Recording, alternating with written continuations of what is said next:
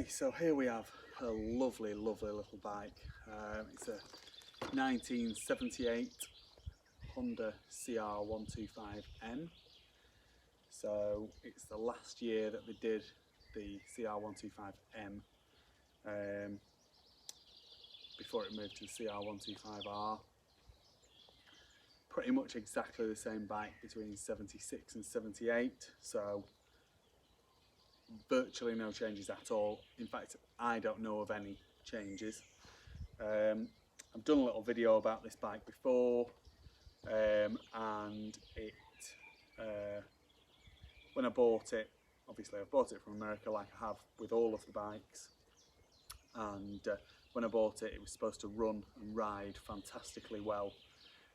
Only unfortunately when I bought it, it was really low on compression and therefore it didn't run. So I'd whipped the head and the barrel off, and there were some marks in the barrel, and the piston had melted away at the top. So that's why it was low on compression, and that's why it wouldn't run.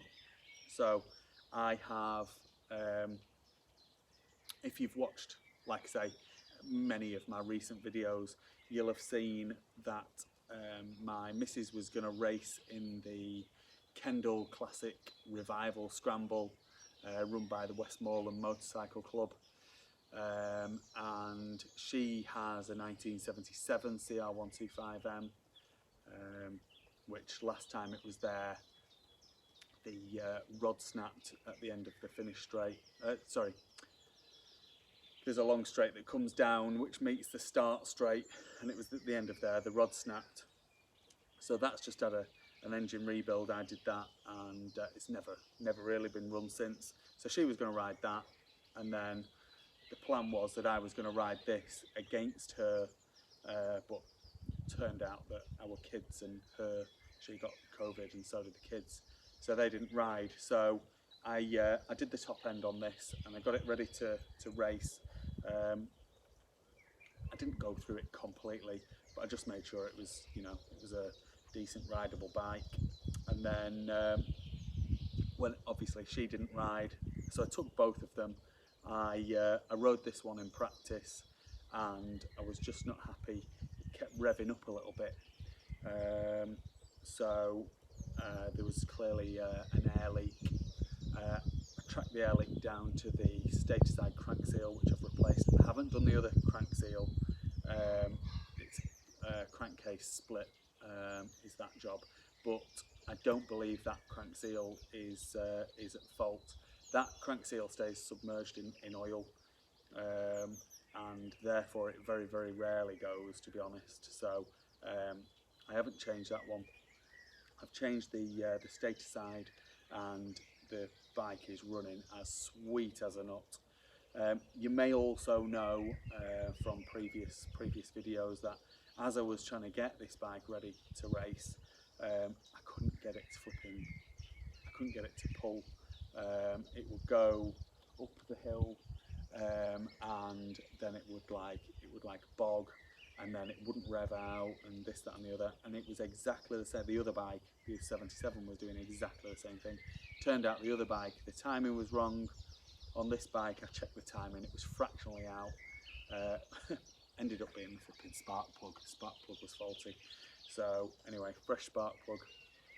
Other than it revving up a little bit, the bike ran perfectly well. Gear changes were absolutely bang on. Brakes were good. The suspension was good.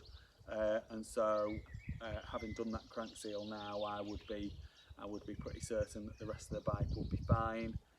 These are gorgeous bikes. What I'm going to do, I've taken some pictures of it already. I'm going to do a little walk around so you can see it in its entirety. The worst bit of the bike is where the engine number is, which is right next to the stator cover and the chain guard. That's been smashed off, so there's half of the engine number there, but that bit that's smashed off is actually part of the crankcase. Someone could could weld a new piece onto there to tidy it up and make it look nice, or eventually you could find some crankcases. So that is the worst bit about the bike. The rest of it is it's a lovely bike. It's got a PFR exhaust system on it, which sounds fantastic and makes it make great power. It's got some aftermarket shocks now. I'm not sure exactly what make they are, but they're definitely a decent set. And the rest of it is just, oh, the other thing, the kickstart's floppy. So as you're riding it, sometimes the kickstart comes out, spins out. So that will be something that you'd want to sort. But other than that, lovely thing. We'll have a quick look around her now, and then I'll fire her up and I'll run around the garden for you, and then you can see what she's all about.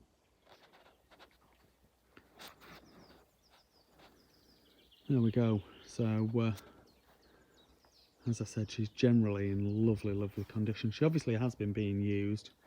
The guy that we bought her off sent me a video of it running in the desert, and he was flying up and down the desert, and then I don't know how we did that video, because there was absolutely no, well, very little compression at all. I think it was less than 50 psi. There was no way that thing would have run unless he'd taken it sometime before, or you never know, do you? So I decided, I'd been running my 250 and that on 40 to 1, and I decided that I was going to go very close to the stock oil premix setting, and so I actually ran the other 125 and my 250 at 24 to 1, and you know what, my 250 is a bit smoky, but these 125s, they ran absolutely great. And I think just that peace of mind that it's got that bit more oil, it can't do them any harm, can it? It just can't. But you know, there's little bits and pieces. There's like a little bit of paint chip there on the tank. There's a bit on the other side as well, which is there. There's a fork cap missing, so there's a little rubber cap there, which actually that one's started to come out. There isn't, those caps are completely missing on the 1977 that I've got. A few scuffs and scrapes like on the forks, but the wheels, front wheels in fantastic condition. No dents in it at all. It's nice Calidad beer sticker on the front of that front mudguard. Chrome's not gone through on the forks. It's all nice. They've mounted the front number board with cable ties, which isn't the right thing to do, but it's definitely serviceable. Like I say, front wheels in fantastic condition. The frame is in beautiful condition. This PFR pipe, the good pipes, these nice, made out of mild steel and brazed in brass. A lot of the joints, which is nice, which makes it look gorgeous, and it'll handle the vibration a bit better. Head and barrel are in great condition. It's the original Keen carb. Side panels are in good condition, swing arms in good condition. Rear wheel, there's a couple of bits where they've been obviously changing the tyre, where there's little bits of damage, but fractional bits they are really. So if it was me, I'd not be changing that at all. Seat, probably the seat cover has got some cracks in it, so you probably want to change that at some point. That's the bit of damage on the crankcase there that you can see. Gear levers in good condition, the brake levers in good condition.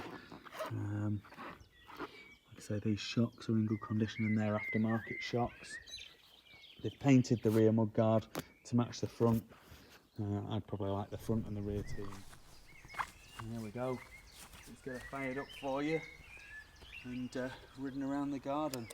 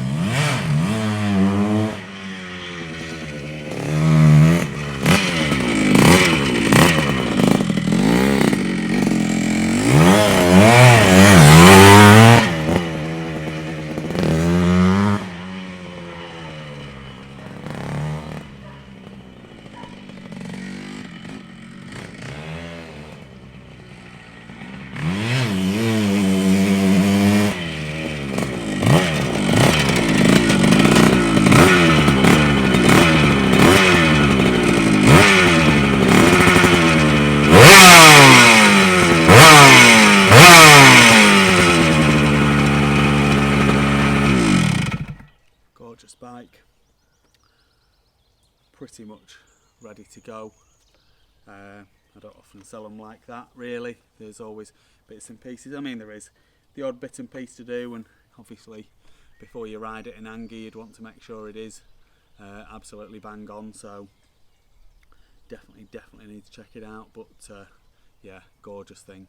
Very little to do on this bike to make it rideable or raceable or whatever you want to do with it really.